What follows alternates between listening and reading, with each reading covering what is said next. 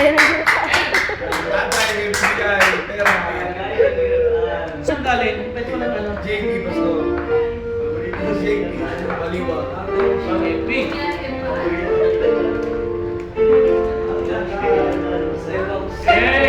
thank you. Speech. Speechless. Ang sabi ng Bible, ang buhay natin ay 3 score and 70. 3 score plus 10. So 1 score na siya kasi 20. 2 score pa plus 10.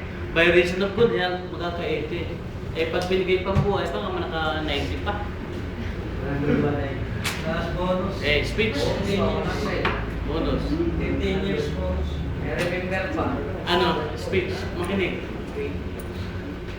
First of all, first and foremost, I thank God for giving me another year to fulfill all my wishes that I've been thinking of every day, like makatulong sa church, maging nurse and everything.